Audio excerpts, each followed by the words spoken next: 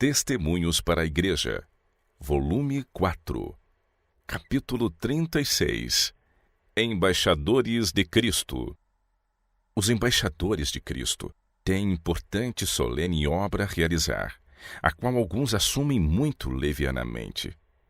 Ao mesmo tempo que Cristo é oficiante no santuário celeste, é também por intermédio dos seus delegados o líder de sua igreja na terra.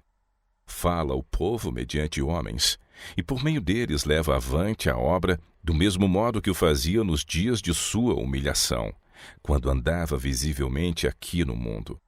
Apesar de decorridos séculos, o lapso de tempo não mudou a promessa por ele deixada aos discípulos. Eis que eu estou convosco todos os dias, até a consumação dos séculos. Desde a ascensão de Cristo até hoje, homens ordenados por Deus, homens que dele derivam sua autoridade, têm se tornado mestres da fé. Cristo, o pastor verdadeiro, superintende sua obra por intermédio desses subpastores. Assim, a função dos que trabalham na palavra e na doutrina se torna muito importante. Rogam ao povo da parte de Cristo que se reconciliem com Deus. O povo não deve considerar seus pastores como simples oradores públicos, mas como embaixadores de Cristo, os quais recebem sabedoria e poder do grande chefe da igreja. Menosprezar e desatender a palavra falada pelo representante do Senhor é não somente um desrespeito para com o homem, mas também para com o mestre que o enviou. Ele está em lugar de Cristo, e deve-se ouvir a voz do Salvador em seu representante. Muitos de nossos pastores têm cometido grande erro com proferir discursos que eram inteiramente argumentativos. Almas há que escutam a teoria da verdade e ficam impressionadas com as provas apresentadas. Então, se uma parte do sermão põe em foco a Cristo como Salvador do mundo, a semente lançada poderá brotar e dar fruto para a glória de Deus. Em muitas pregações, porém, não é apresentada ao povo a cruz de Cristo. Talvez alguns estejam escutando o último sermão que lhes é dado ouvir, e outros não terão nunca mais a oportunidade de ouvir uma exposição da cadeia da verdade, com uma aplicação prática da mesma a seu próprio coração. Perdida essa áurea oportunidade, fica perdida para sempre. Houvesse Cristo com seu amor redentor sido exaltado em ligação com a teoria da verdade, e isso os poderia haver feito pender para ao lado dele. Existem mais almas anelando compreender como poderão chegar a Cristo do que nós imaginamos.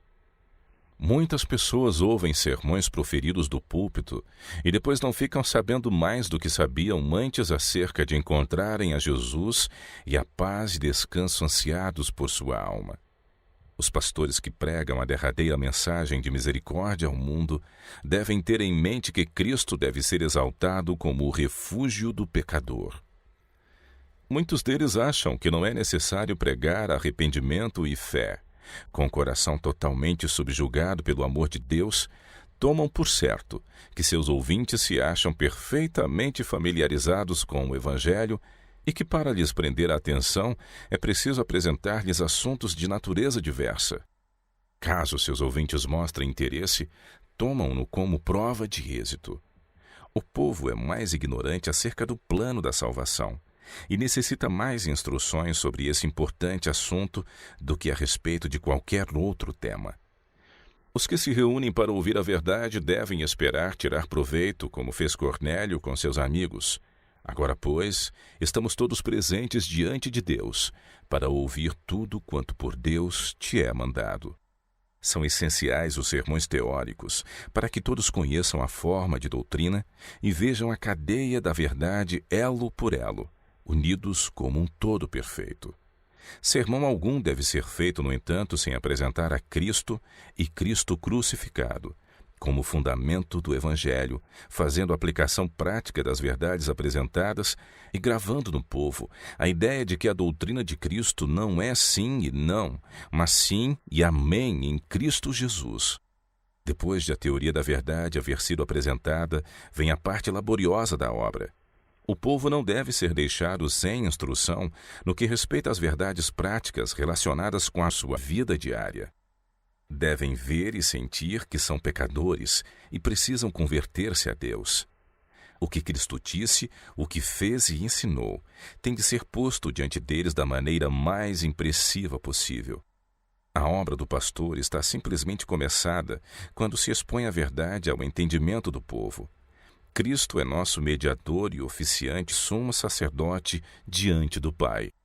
A João foi ele mostrado como um cordeiro que fora morto, mesmo no ato de derramar seu sangue em benefício do pecador. Quando a lei de Deus é posta diante do pecador, mostrando-lhe a profundidade de seus pecados, ele deve ser encaminhado ao Cordeiro de Deus que tira o pecado do mundo. Tem-se de ensinar-lhe arrependimento para com Deus e fé para com nosso Senhor Jesus Cristo. Assim estará o trabalho do representante de Cristo em harmonia com sua obra no santuário celeste. Os pastores alcançariam muito mais corações caso insistissem mais na piedade prática. Frequentemente, quando se fazem esforços para introduzir a verdade em novos campos, o trabalho é quase inteiramente teórico. O povo está em condição instável. Veem a força da verdade e ficam ansiosos por obter um firme fundamento. Ao serem seus sentimentos abrandados, é o tempo por excelência para insistir na religião de Cristo, fazendo-a penetrar na consciência. Demasiadas vezes, porém, tem-se permitido que termine o período das conferências, sem haver sido feito em favor do povo aquela obra de que eles necessitam. Esse esforço assemelha-se muito à oferta de Caim. Não contém o sangue sacrificial que o torna aceitável a Deus.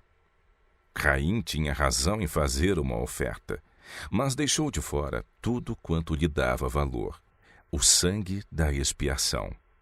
É triste que o motivo por que muitos acentuam tanto a teoria e tão pouco a piedade prática é não terem Cristo no coração. Não possuem viva ligação com Deus. Muitas almas decidem em favor da verdade, levadas pela força das provas, sem estarem convertidas. Não foram feitas pregações práticas juntamente com as doutrinas, de modo que, ao verem os ouvintes a bela cadeia de verdades, fossem possuídos de amor para com o autor das mesmas e santificados por meio da obediência. O trabalho do pastor não se acha consumado enquanto ele não impressionar os ouvintes com a necessidade de uma mudança de caráter em harmonia com os puros princípios da verdade que receberam. É de temer uma religião formal, pois nela não há Salvador. Jesus fazia sermões simples, concisos, esquadrinhadores e práticos. Seus embaixadores devem seguir-lhe o exemplo em todo o discurso. Cristo e o Pai eram um. Cristo concordava de boa vontade com todas as reivindicações do Pai. Ele tinha a mente de Deus. O Redentor era o modelo perfeito. Nele se manifestava Jeová. O céu estava envolto na humanidade, e a humanidade abrigava-se no seio do infinito amor. Caso os pastores se assentem humildemente aos pés de Jesus, alcançarão em breve visões do caráter de Deus, sendo também habilitados a ensinar a outros. Alguns entram para o ministério, sem profundo amor para com Deus e os semelhantes. Na vida desses manifestar-se-ão egoísmo e condescendência consigo mesmos, e ao passo que esses vigias não consagrados e infiéis servem a si mesmos em vez de alimentar o rebanho e atender a seus deveres pastorais, o povo perece por falta da devida instrução. Em todo sermão, deve-se fazer um fervoroso apelo ao povo para que deixem seus pecados e se voltem para Cristo. Devem-se condenar os pecados comuns e as condescendências de nossos dias, salientando-se a piedade prática. O próprio pastor deve falar com profunda sinceridade, sentindo de coração as palavras proferidas e estando como incapaz de conter o próprio interesse pela alma dos homens e mulheres por quem Cristo morreu. Foi dito a respeito do Mestre: o zelo da tua casa me devorou. O mesmo zelo deve ser experimentado por seus representantes. Infinito foi o sacrifício feito em prol do homem, e feito em vão para toda a alma que não aceitar a salvação. Quão importante, pois, que aquele que apresenta a verdade o faça plenamente, sob o senso da responsabilidade que sobre ele pesa. Quão benigno, piedoso e cortês deve ser todo o seu proceder no trato com a alma dos homens, quando o Redentor do mundo mostrou que ele os tem em tão alto apreço. Cristo indaga: quem é, pois, o servo fiel e prudente, que o Senhor constituiu sobre sua casa? Jesus pergunta: quem?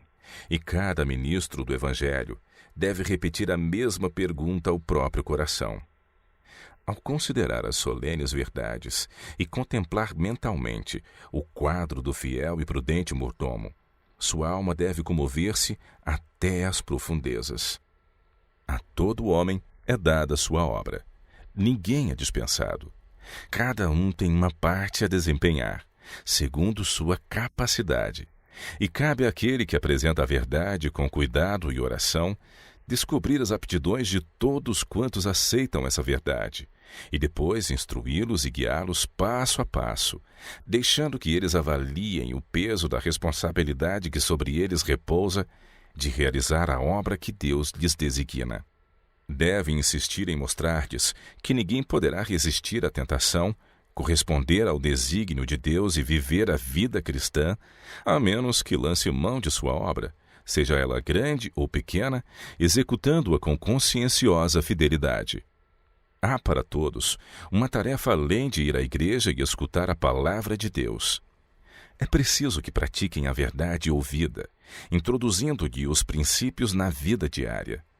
Importa que façam constantemente obra para Cristo, não por motivos egoístas, mas visando unicamente a glória daquele que fez todo o sacrifício a fim de salvá-los da ruína. Os pastores devem fazer com que os que aceitam a verdade sejam impressionados com o fato de que precisam ter Jesus no lar, de que necessitam de sua graça e sabedoria para guiar e governar seus filhos. É uma parte do trabalho que Deus lhes deixou a fazer: educar e disciplinar esses filhos, levando-os à sujeição. Que a bondade e cortesia do pastor se manifeste no trato para com as crianças.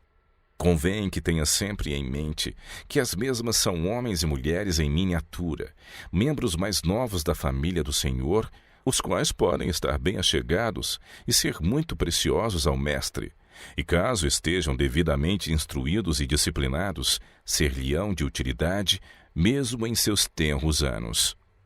Cristo se ofende com toda palavra áspera, severa e precipitada dirigida às crianças. Seus direitos nem sempre são respeitados, e são muitas vezes tratadas como se não possuíssem um caráter individual que necessita ser devidamente desenvolvido a fim de não ficar prejudicado, e o desígnio de Deus em sua vida vir a falhar. Desde a infância, Timóteo conhecia as Escrituras, e esse conhecimento lhe foi uma salvaguarda contra as más influências que o rodeavam e a tentação de preferir o prazer e a satisfação própria ao dever. Todos os nossos filhos necessitam dessa salvaguarda, e deve constituir parte da obra dos pais e dos embaixadores de Cristo o ver que as crianças sejam convenientemente instruídas na palavra de Deus. Caso o pastor queira receber a aprovação do seu Senhor, tem de trabalhar com fidelidade para apresentar todo o homem perfeito em Cristo. Em sua maneira de trabalhar, ele não deve dar a impressão de ser de pouca importância se os homens aceitam ou não aceitam a verdade e exercitam a verdadeira piedade, a fidelidade e a abnegação manifestadas em sua vida. Porém, devem ser de molde a convencer o pecador de que se acham em jogo interesses eternos e que sua alma se acha em perigo a menos que ele corresponda aos diligentes esforços feitos em seu favor. Os que têm sido trazidos do erro e das trevas para a verdade e a luz têm grandes mudanças a fazer, e a menos que a necessidade de completa reforma lhes seja insistentemente mostrada à consciência, serão como o homem que contemplou o rosto ao espelho, a lei de Deus, e descobriu os defeitos de seu caráter moral, mas foi embora e esqueceu como era. A A mente deve ser conservada alerta quanto ao senso de responsabilidade.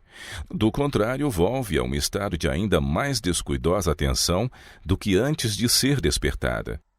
A obra dos embaixadores de Cristo é muito maior e de mais responsabilidade do que muitos sonham. Eles não devem absolutamente ficar satisfeitos com o próprio êxito enquanto não puderem, por seus zelosos esforços e a bênção de Deus, apresentar-lhe cristãos prestimosos, possuídos de um verdadeiro senso de sua responsabilidade e que realizem a obra que lhes foi designada.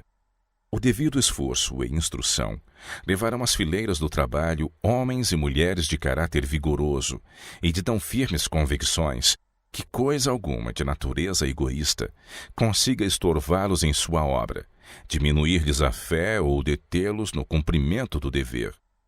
Caso o pastor tenha instruído devidamente os que se lhe acham sob o cuidado, a obra deixada quando ele parte para outro campo não se desmorona, pois está firmemente construída. A menos que os que recebem a verdade se achem inteiramente convertidos e haja mudança radical em sua vida e caráter, a alma não está firmada à rocha eterna. E depois de cessar o trabalho do pastor e de desaparecer a novidade, logo se dissipa a impressão. A verdade perde seu poder e encanto, e não exercem nenhuma influência santificadora, nem são melhores por professarem a verdade.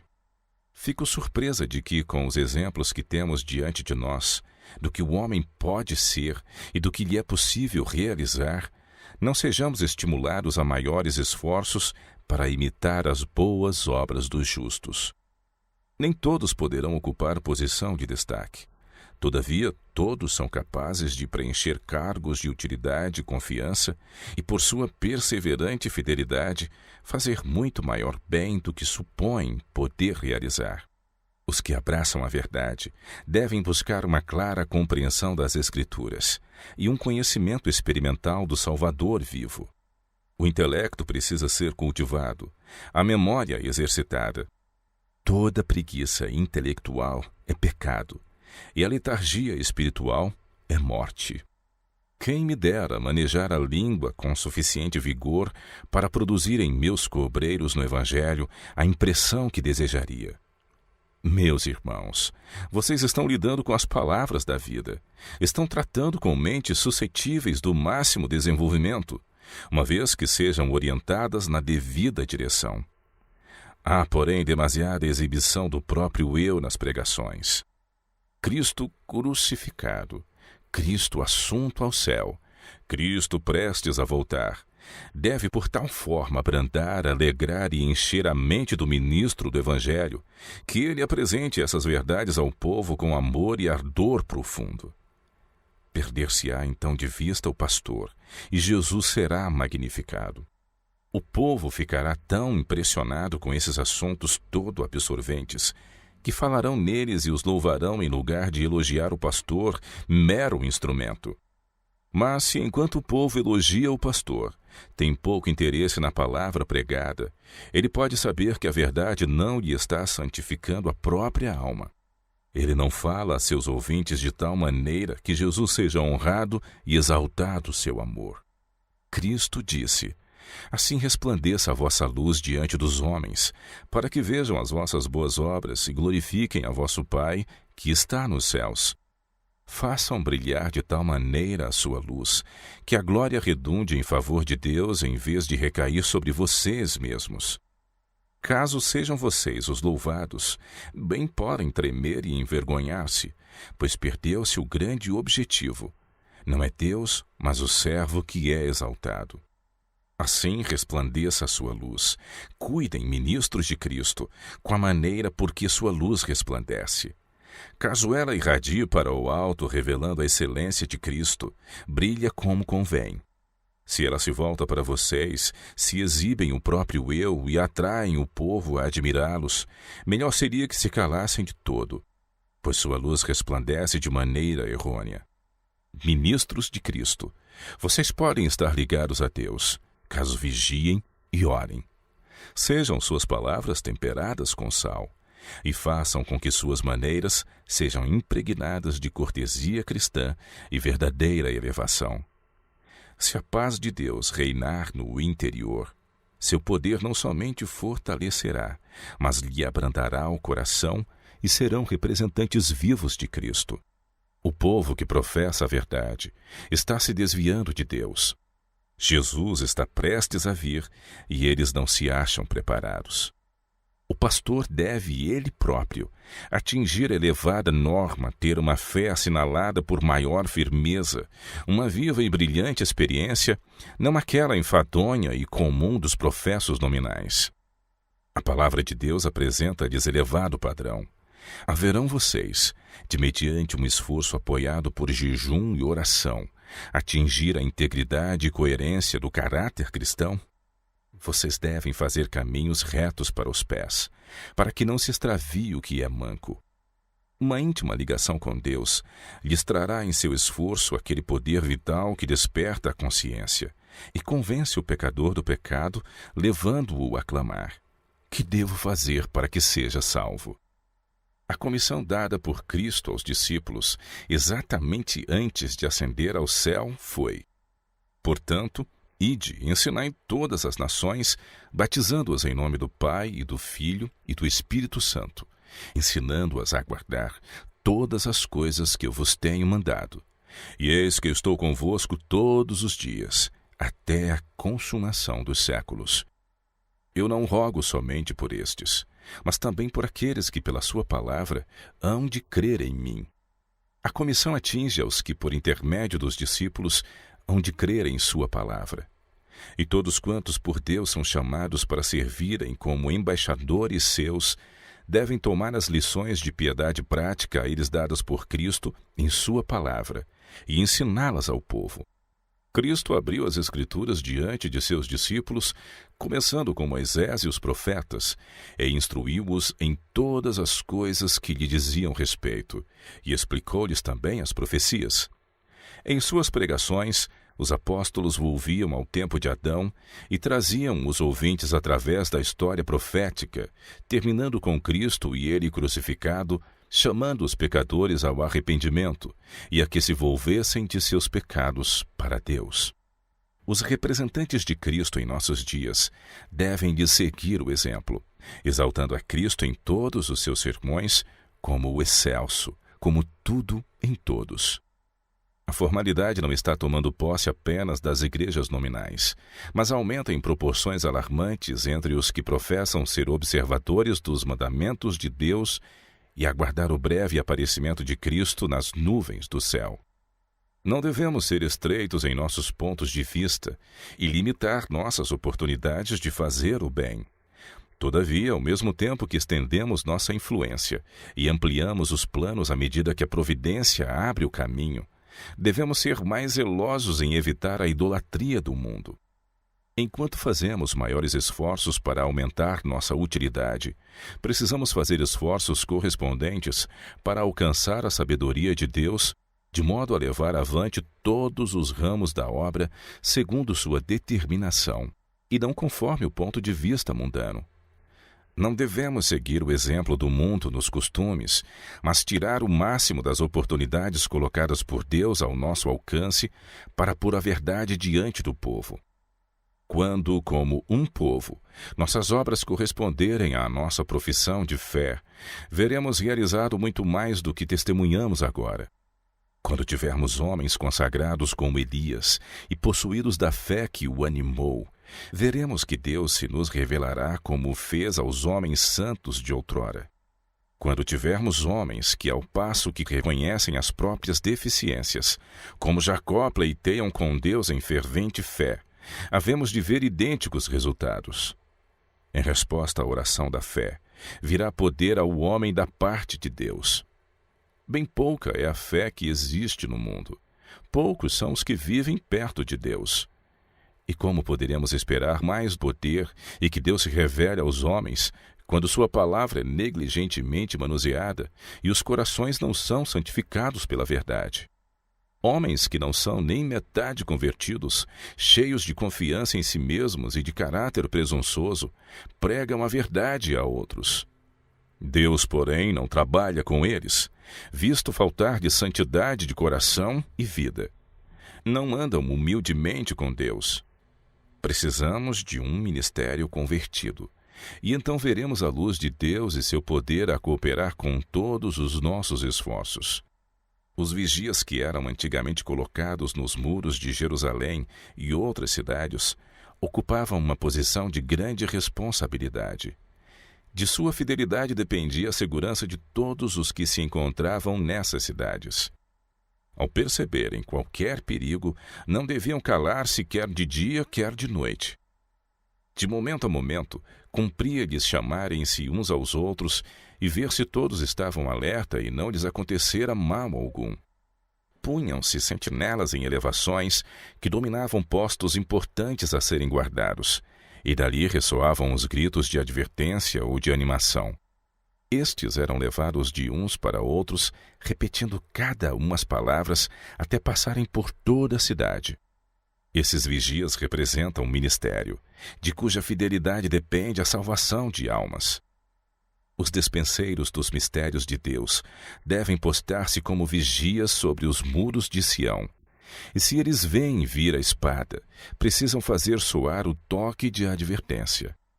Caso sejam sentinelas sonolentas, se suas percepções espirituais se encontram tão entorpecidas que não veem nem compreendem um perigo, e o povo perece, Deus requererá o sangue dele das mãos do vigia. A ti, pois, ó filho do homem, te constituí por atalaia sobre a casa de Israel. Tu, pois, ouvirás a palavra da minha boca, e lhe anunciarás da minha parte. Os atalaias necessitam viver bem achegados a Deus, para ouvir-lhe a palavra e serem impressionados por seu espírito, de modo que o povo não espere neles em vão. Se eu disser ao ímpio, ó ímpio, certamente morrerás, e tu não falares para desviar o ímpio do seu caminho, morrerá esse ímpio na sua iniquidade, mas o seu sangue eu demandarei da tua mão. Mas, quando tu tiveres falado para desviar o ímpio do seu caminho, para que se converta dele e ele não se converter do seu caminho, ele morrerá na sua iniquidade, mas tu livraste a tua alma. Os embaixadores de Cristo devem cuidar que não venham pela sua infidelidade a perder a própria alma e a dos que os ouvem. Foram-me mostradas as igrejas de vários estados que professam guardar os mandamentos de Deus e aguardar a segunda vinda de Cristo. Alarmante é a quantidade de indiferença, orgulho, amor ao mundo e fria formalidade existente entre elas. E essas são as pessoas que se vão rapidamente assemelhando ao antigo Israel, no que respeita à falta de piedade. Muitos fazem uma elevada profissão de piedade, e todavia são destituídos de domínio próprio. O apetite e a paixão têm as rédeas. O eu, a preeminência. Muitos são arbitrários, ditatoriais, despóticos, jactanciosos, orgulhosos e destituídos de consagração. Todavia, alguns desses são pastores a lidar com sagradas verdades. A menos que se arrependam, seu castiçal será removido do lugar que ocupa. A maldição do Salvador sobre a figueira estéril é um sermão a todos os que têm uma religião formal, aos jactanciosos hipócritas que se apresentam ao mundo com pretensiosa folhagem, mas se acham destituídos de frutos. Que repreensão aos que têm uma forma de piedade, ao passo que na falta de cristianismo de sua vida, negam a eficácia dela. Aquele que tratou brandamente ao próprio cabeça dos pecadores, aquele que jamais menosprezou a verdadeira mansidão e arrependimento, por maior que fosse a culpa, caiu com esmagadoras denúncias sobre os que faziam elevada profissão de piedade, mas nas obras negavam a própria fé. Maneira de falar. Alguns de nossos mais talentosos pastores estão causando grande dano a si mesmos por sua maneira defeituosa de falar. Ao passo que ensinam ao povo seu dever de obedecer à lei moral de Deus, não devem ser achados a violar as leis do Senhor com respeito à saúde e à vida. Os pastores devem manter-se eretos, falar devagar, com firmeza e distintamente, inspirando profundamente o ar a cada sentença e emitindo as palavras com auxílio dos músculos abdominais. Se observarem esta regra simples, atendendo às leis da saúde e em outros sentidos, poderão conservar a vida e a utilidade por muito mais tempo que os homens em qualquer outra profissão. O tórax tornar-se-á mais amplo ao educar a voz. O orador raramente fica rouco, mesmo falando continuamente. Em vez de ficarem enfraquecidos, os pastores podem, mediante cuidado, vencer qualquer tendência para o definhamento. Devo dizer a meus irmãos de ministério, a menos que vocês se eduquem de maneira a falarem em harmonia com a lei física, hão de sacrificar a vida e muitos lamentarão a perda desses mártires da causa da verdade. Quando o caso é que, condescendendo com hábitos errôneos, eles prejudicaram a si próprios e a verdade que representavam, e roubaram a Deus e ao mundo do serviço que poderiam haver prestado. Seria do agrado de Deus que vivessem, mas eles se suicidaram pouco a pouco. A maneira em que a verdade é apresentada tem frequentemente muito que ver com ser ela aceita ou rejeitada. Todos os que trabalham na grande causa da reforma devem estudar a fim de se tornarem obreiros eficientes, para que possam realizar a maior soma possível de bem, e não subtrair da força da verdade por suas deficiências. Os pastores e professores devem disciplinar-se para ter pronúncia clara e distinta, fazendo soar perfeitamente cada palavra. Os que falam rapidamente pela garganta, misturando as palavras entre si e elevando a voz a um timbre agudo fora do normal, dentro em pouco enrouquecem e as palavras proferidas perdem metade da força que teriam se proferidas devagar, com clareza e não tão alto. A simpatia dos ouvintes se desperta em favor do orador, pois sentem que ele está se prejudicando e receiam que a qualquer momento fique impossibilitado de prosseguir. Não é nenhuma demonstração de que um homem possui zelo de Deus o subir ele a um delírio de agitação e gestos. O exercício corporal, diz o apóstolo, para pouco aproveita. O Salvador do mundo quer que seus colaboradores o representem, e quanto mais de perto um homem andar com Deus, tanto mais impecável será sua maneira de dirigir-se a outros, sua conduta, atitude e gestos. Maneiras vulgares, sem polidez, nunca se viram em nosso modelo Jesus Cristo. Ele era um representante do céu, e seus seguidores devem ser como ele. Alguns raciocinam que o Senhor há de habilitar a pessoa, mediante seu Santo Espírito, para falar segundo a sua vontade. Ele, porém, não se propõe fazer a obra que deu aos homens. Deu-nos capacidade de raciocínio e oportunidades para educar a mente e as maneiras. E depois de havermos feito tudo o que nos seja possível por nós mesmos, empregando da melhor maneira as vantagens que se acham ao nosso alcance, então podemos volver-nos para Deus em fervorosa oração, para que faça por meio de seu Espírito aquilo que nós mesmos não podemos conseguir. Qualificações para o ministério. Grande prejuízo é frequentemente causado aos jovens por permitir-lhes começarem a pregar quando não têm conhecimento suficiente das Escrituras para apresentar nossa fé de maneira inteligente. Alguns que entram no campo são meros principiantes nas Escrituras. Em outras coisas, eles também são incompetentes e ineficientes. Não podem ler as Escrituras sem titubear, errando palavras e misturando-as de tal modo que a palavra de Deus é mal empregada. Aqueles que não estão qualificados para apresentar a verdade de maneira apropriada não precisam ficar perplexos com respeito ao seu dever. O lugar deles é o de aprendizes, não de professores. Os jovens que desejam preparar-se para o ministério são grandemente beneficiados por frequentar o nosso colégio. Mas para que possam qualificar-se como oradores aceitáveis, é necessário algo mais. Um professor deve ser empregado para instruir os jovens a falar sem desgastar os órgãos vocais. Os modos também devem receber atenção. Alguns jovens que entram no campo não têm êxito em ensinar a verdade a outros porque não educaram a si próprios. Aqueles que não podem ler corretamente devem aprender e devem tornar-se aptos a ensinar antes de tentarem levantar perante o público. Os professores de nossas escolas são obrigados a aplicar-se dedicadamente ao estudo para que possam ser preparados para instruir outros. Esses professores não são aceitos até que tenham passado por um exame criterioso e sua capacidade de ensinar tenha sido testada por juízes competentes.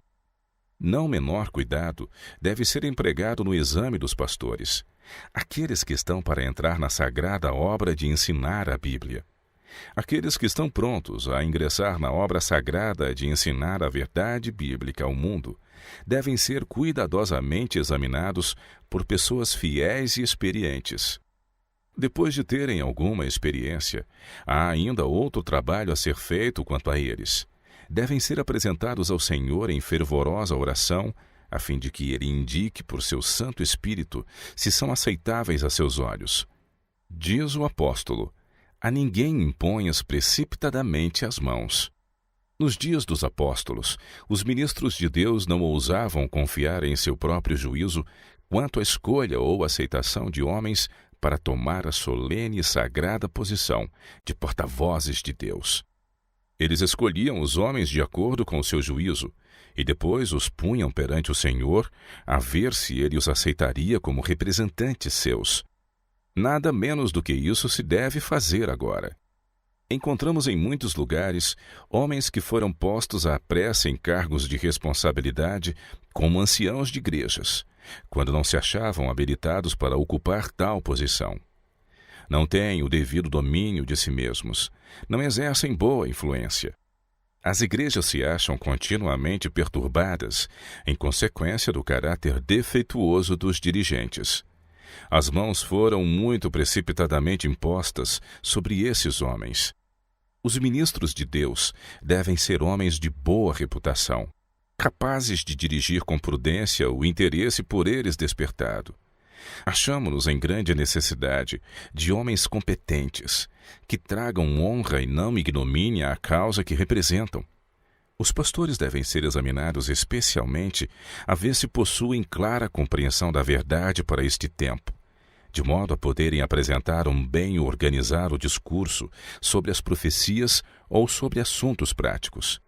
Se eles não podem apresentar com clareza assuntos bíblicos, precisam ouvir e aprender ainda. A fim de serem mestres da verdade bíblica, devem examinar as Escrituras com zelo e oração, familiarizando-se com elas. Tudo isso deve ser considerado cuidadosamente com oração, antes de se mandarem homens para o campo de trabalho. O plano que foi adotado para que o irmão Smith dirija institutos bíblicos em diferentes estados é aprovado por Deus. Grande bem tem sido obtido por esses institutos, mas todo o tempo não é dedicado a esse trabalho que seria proveitoso para nossos jovens pastores e para a causa de Deus. Os frutos dos esforços que já têm sido feitos jamais podem ser plenamente percebidos nesta vida, mas serão vistos na eternidade.